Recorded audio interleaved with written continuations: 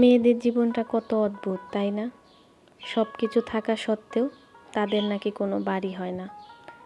Hello everyone, আসসালামু আলাইকুম। আশা করি সবাই ভালো আছেন এবং সুস্থ আছেন। যে বাড়িতে জন্ম নেওয়া, যে বাড়িতে ছোট থেকে বড় হওয়া, হাজারো স্মৃতি ঘেরা যে বাড়ি, একটা সময় নাকি তার আর থাকে না। সবাই বলে মেয়েদের নাকি কোনো বাড়ি হয় না। বিয়ের আগে বাবার বাড়ি আর বিয়ের পর শ্বশুর বাড়ি।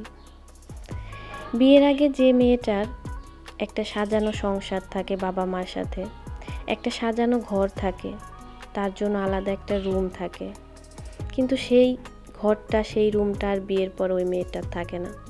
সারাদিন সময় কাটানোর পর তাকে জিজ্ঞেস করতে হয়, মা আমি কোথায় ঘুম আসবো? এর মতো কষ্টের মুহূর্ত হয়তোবা মেয়েদের জীবনে আর কিছু নাই। আর বিয়ের পর শ্বশুর বাড়ি, সারাদিন অক্লান্ত পরিশ্রম করার পরও শুনতে হয় সেই বাড়িটা তার না। তবে মেয়েদের ছাড়া কিন্তু কোনো বাড়ি সম্পূর্ণ হয় না। যে বাড়িতে একটা মেয়ে থাকে সেই বাড়িটা পরিপূর্ণভাবে থাকে।